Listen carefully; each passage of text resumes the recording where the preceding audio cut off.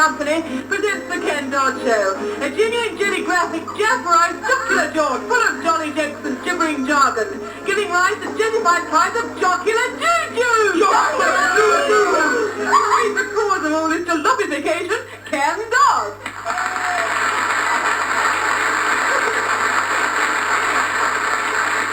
Ladies and gentlemen, I'd like to say what a great pleasure it gives me to be able to stand here tonight, to be able to come here every week and enjoy the company of my friends. Dear John Laurie, we're all delighted to be able to tell you that John has just been given the chair at Invercocky University. Just wait till next week when they plug it in. And our own Patricia Hayes. I've seen Pat in hundreds of films, wearing a leopard skin singlet and clouting a big gong.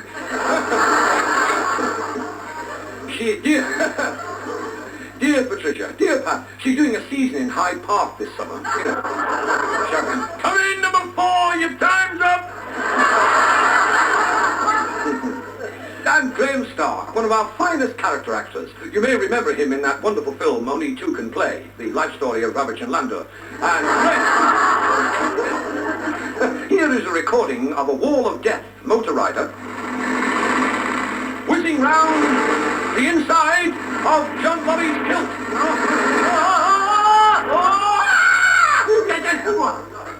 Thank you.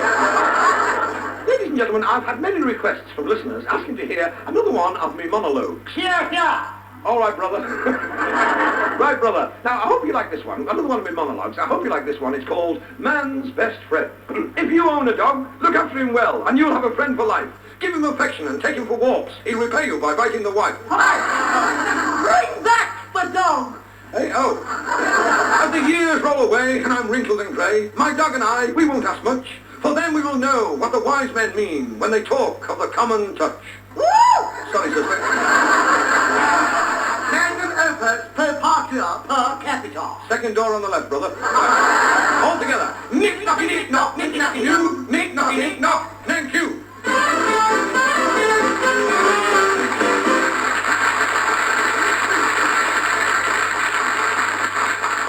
Now, for change, I'd like to talk to a young couple. Ken, my dear boy, do excuse me, but there's something I feel I must say. Yes, don't? I don't usually get sentimental and gushing, but I want you to know that what a truly great pleasure it is to work with a person like yourself. Oh, well, that's very nice. Lots of people say very nice things about you, and they're all true. Every word. Very kind. I think you're a wonderful person. Wonderful performer.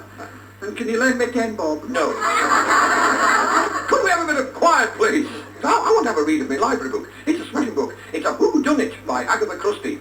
This detective comes to try and find out who done it by Agatha Christie. Where was it up to? Here we are.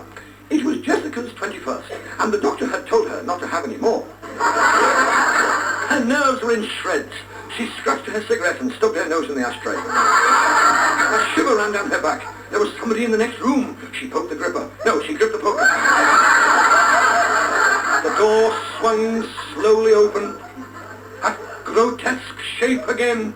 That horrible voice, crying like a soul in torment, crying like a soul for something forever lost. Where's me share? I've never heard such a lot of twaddle in all me dicky mint. And the strange thing is, they can't touch you for it. Then just wait till you've heard University of Vienna from Naughty-Ass University and Professor Dodd with one of his lectures. And now today, students... Yeah. I agree. Now, are there any questions? As you know, Professor, I have a natural bent. Have a look, it might be your braces. Professor, what can you tell me about the old Greek philosopher Diogenes? Oh, Diogenes, I knew him well. One of the finest left backs in the 4th division. Actually, Diogenes was a great philosopher and a very wise man. He dwelt outside the city walls in a barrel. And if anybody had a problem, they used to go to him and shout through his bunghole. Well, what do you know? Did you know that when the 87-year-old Prince Boris of Bulgaria knew he had produced an heir, he was so delighted he put it in curlers every night? Well, what do you know? Did you know that a short-sighted hedgehog once spent 3 days trying to hatch out a nail brush? Well, what do you know? Did you know that an absent-minded professor once poured sauce over his dash hund and took a sausage out for a walk? Well, what do you know? And if you want to improve your knowledge and get to know what's best on the pop scene today, we can supply the answer to that one as well. It's our very welcome guest for this week, Unit 4 plus 2.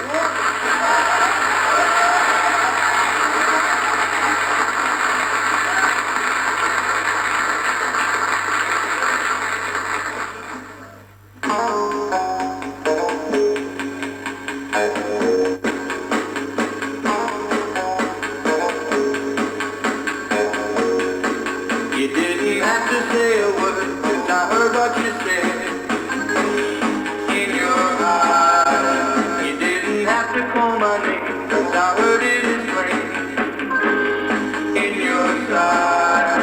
And for a moment I was helpless. Did I tremble as I held your hand in mine? I will never know a moment so fine. If I live to be 109, for a moment you were mine. I wondered if it was a dream, what else could it have been? I'm alone, with just a broken memory of what you said to me. Take me home, and for a moment I was captured in a kingdom where the sun would always shine. I will never know a moment so fine. If I live to be 109, 'cause for a moment you were mine. All night like the belongs to a rainbow. For a moment mine, like the dew belongs to a rose. For a little while, I will never know a moment so fine. If I live to be 109, for a moment you were mine. For a moment you were mine. For a moment you were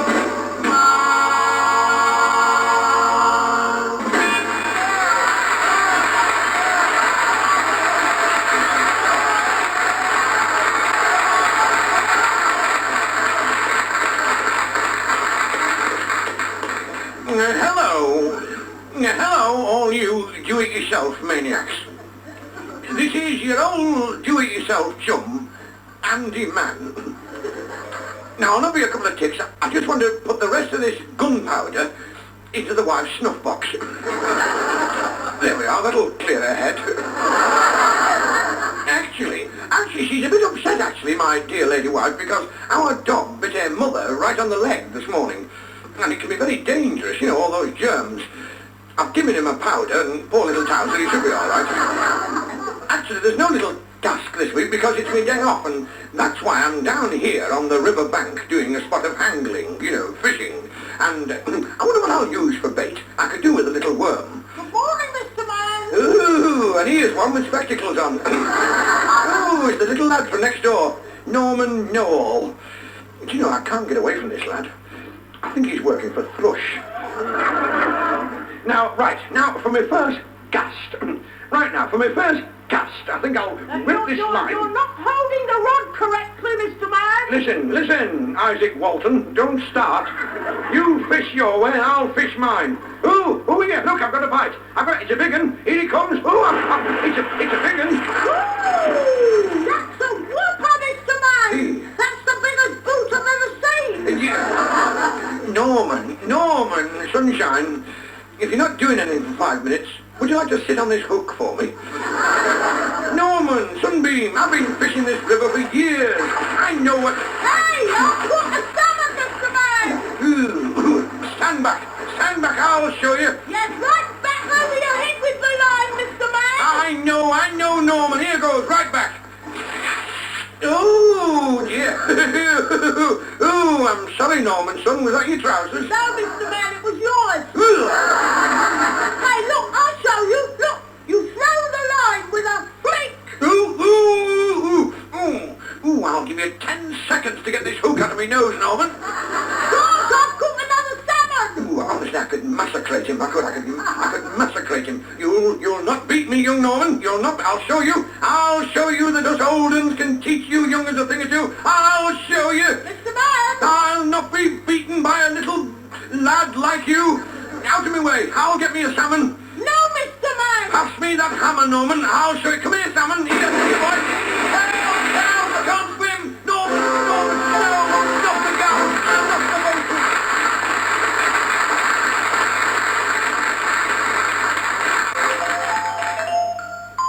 Give your baby the benefit of gentle Dodiford's wind mixture. Oh dear, nasty wind keeping you awake, is it? Your nightly spoonful of Doniphan's gentle wind mixture will soon stop there. There we are. Now, just pat your little back.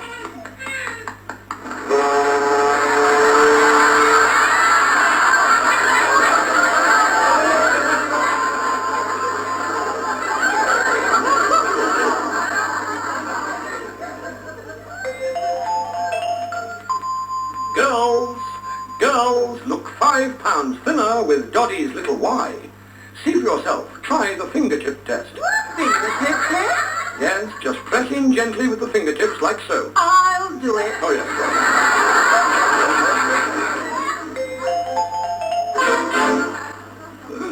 A visit now to Naughty Ash, where Ken Dodd is carrying out a survey into the local economic situation. Today he's visiting the world-famous Naughty Ash Moggy Ranch.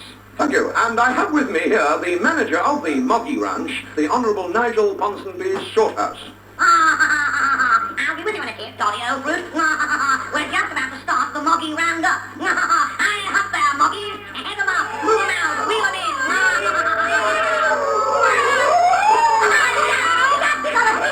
Come on now, you multi Moggies. You multi Moggies. Kick it up then. Kick it up then there. I'm marmalade. I'll talk now to the head Moggy hand, little Adam.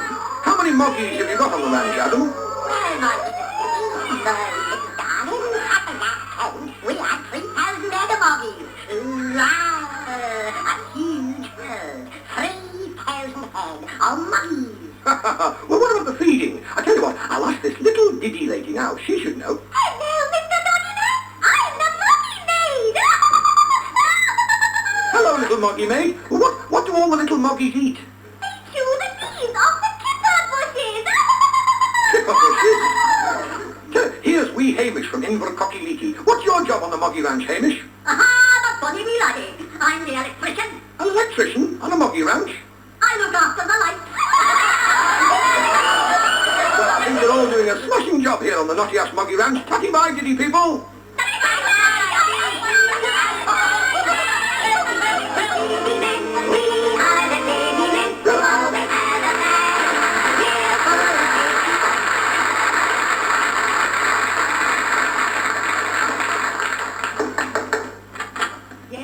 Mrs. Booth? Yes? Mrs. Emily Booth? Yes? You live here? Yes? You married a Henry Arnold Booth in 1923? Yes? And there were 4 children, John, Alice, Thomas, and Frida? Yes, yes. And they're all married now, and you're a grandmother? Yes? And your maiden name was Richardson? Yes? Originally you came from Bexhill? Yes? And you have a married sister living in Scarborough? Yes? Yes? Well, that's fine. What is all this for? What happened? No, there's nothing to worry about, love. It's just that me and my mates were working outside and we wondered if we could let us have a jug of hot water for the tea. Oh, I see. Save him, Pardo. No.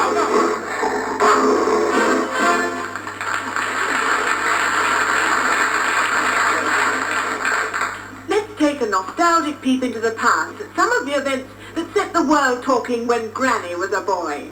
Let's relive those far-off days with all our yesterdays. And great excitement at Windsor. British engineers drill a 60-foot hole and strike soup.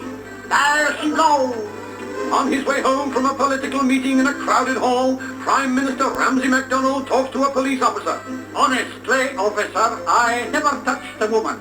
And we ask once again, hasn't the world seen enough of war? Battles rage continuously. Out east, and China reaches breaking point.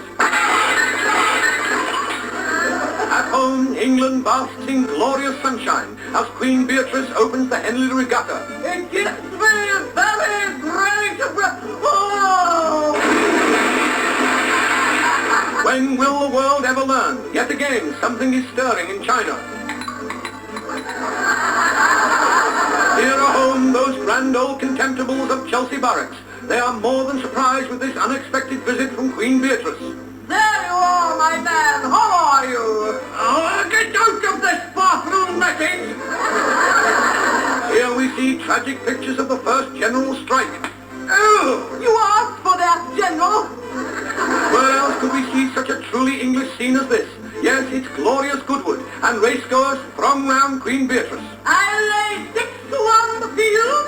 I lay on the field. I'll lay on the field. You do missus and some of the walk with you. You can always bet on Queen Beatrice. And you can always bet on seeing the best in world news with all our yesterdays.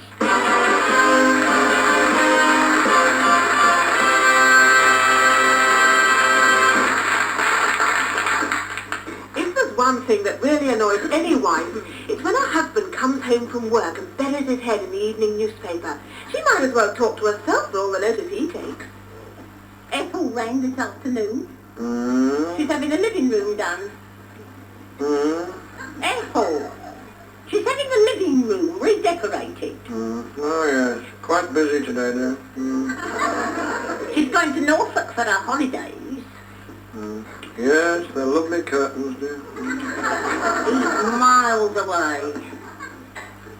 I took all my clothes off in the supermarket this morning. That's nice, dear. The police took my name and address and I'm going to be arrested. Just half a cup, please, dear. Jumping up and down I was with all my cover off.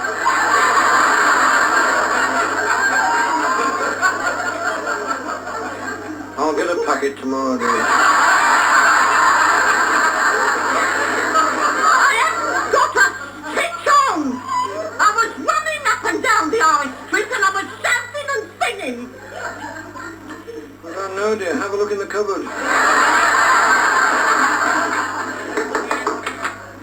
Yes? I'm very sorry to bother you at this hour. Yeah. I'm a police officer and I've come to arrest your wife. She undressed in the supermarket this morning. You might as well talk to the wall as talk to him, cock. Come on, let's go.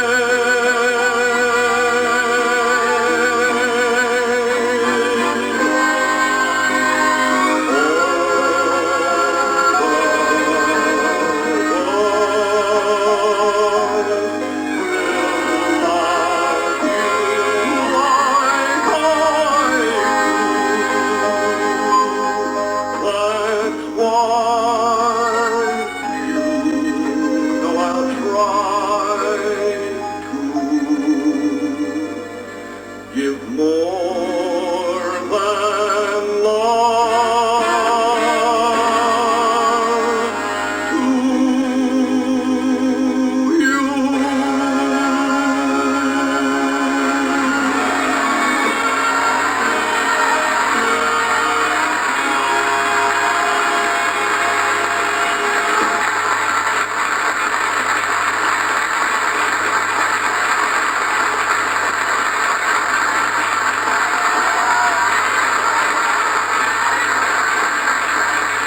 And standing by now to wreck the joint, quite unintentionally of course, are the world's worst. His very odd job men who could never do a thing right. P.C. Dodson must be the worst ever policeman. Hello, hello, hello, hello. Just a minute, sir. Just 1 minute, if you don't mind. Where do you think you're going with that blonde wig on and that red frock? I beg your pardon? Oh, sorry, Judge. And trying to explain a very embarrassing situation to a patient is the world's worst surgeon, Mr. Dodley. Yes, well, Mr. Hewitt. Yes, Mr. Hewitt, how about your operation yesterday? What about my operation yesterday? Well, you see, after I'd stitched you up again, I noticed there was something missing. What are you trying to tell me? Well, just let me press your tummy. Oh, no. Oh, yeah, poor puppy. And now, ladies and gentlemen of Great Britain, prepare to meet the most superhuman Superman of all time. Look, flashing downwards from the sky like a thunderbolt. It is a meteorite! It is a rocket. You're both wrong because this is the one and only Batman! Hi, everybody. How you diddling? Yes, my name is Batman, and I possess superhuman powers. I do. And also superhuman strength. Allow me to demonstrate my brute strength. I shall place this large coconut in the bend of my arm and break it. See? I broke my arm. And at the moment, I'm in pursuit of my deadliest enemy. Nobody knows his true identity. He's only known as Shovel Nose. This week, the trail has led me to Invercocky, where I've been invited to stay at the castle home of the 4th Earl, Dr. Robbie McIntosh, the man with the waterproof legs. Knowing the doctor to be a loyal Scot, I knocked at the castle gate with a 300-weight piece of shortbread. Come in! The sight that greeted me was beyond description. There, sitting cross-legged on the dining room table, was the gnarled old 4th Earl of Invercocky, busy polishing his cruets. My dear Batman, you must dine with me. Thank you. At dinner, I watched the doctor fascinated. As he swallowed, his Adam's apple shot up and down and collided with his tonsils. You must be worn out, Batman. I'll get Flora to show you to your room. Flora, Ah, show Batman to his room. I will, Doctor. This way, young man. Thank you, Flora. This is the room. Oh, thank you very much. By Jove, this bed's nice and comfortable. Thank you. Not at all. Move over. Get out.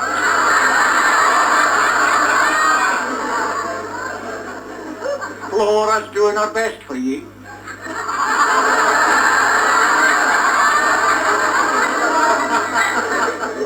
I had an uneasy feeling about the doctor, so I waited until it was dark and the house was quite still. Then I donned my Batman outfit. I straightened my seams, crept out into the battlements, and full of superhuman emotion, there, by the light of the Trossachs moon, I just had to have a quick burst on my banjo.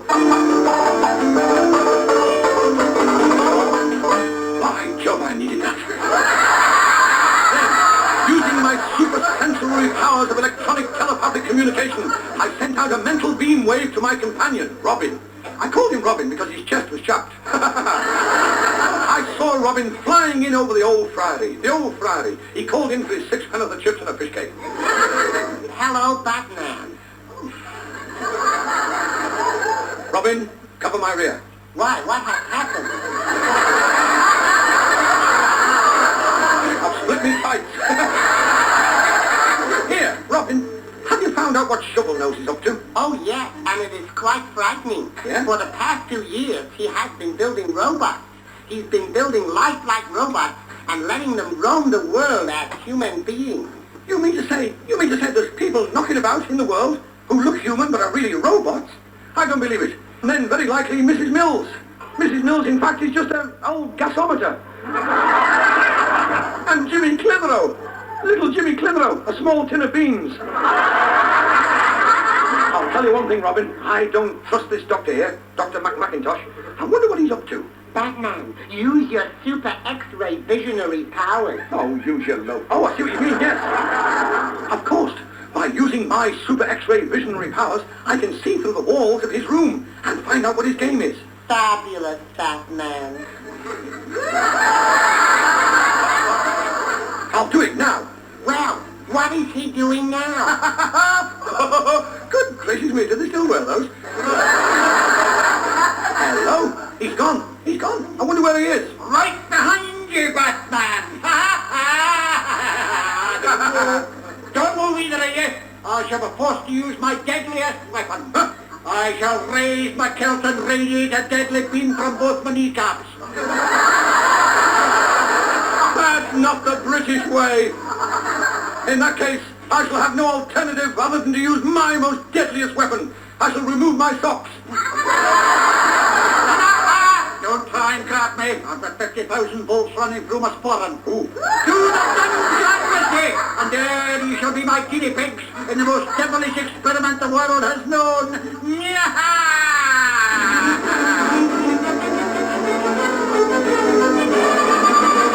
Will Batman and Robin escape the clutches of the evil doctor, or will this be the end of both our heroes? Don't miss next week's episode, Dungeon of Doom! I say I couldn't wait until next week. Couldn't we see it now? Oh, very well then. Episode 4, 5, 6, 7, Dungeon of Doom.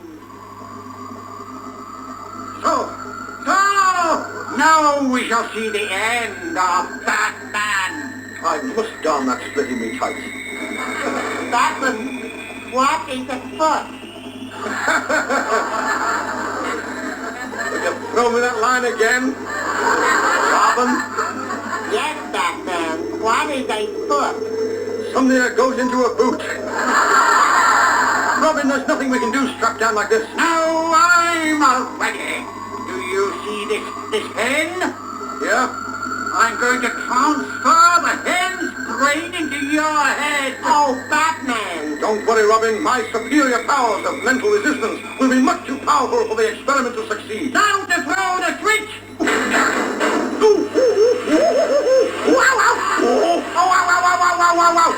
By Jove, it's a good job I'm wearing my insulated singlet.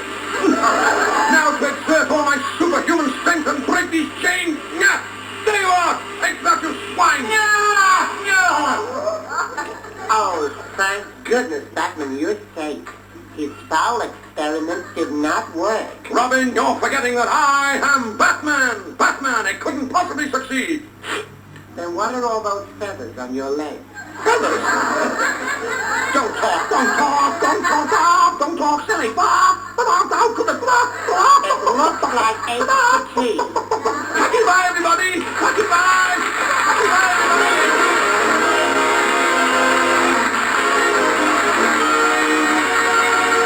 It's goodbye to the Sassy Batman and the Ken Dodd Show, and John Laurie, Patricia Hayes, Graham Stark, Unit 4+2, and Judith Chalmers.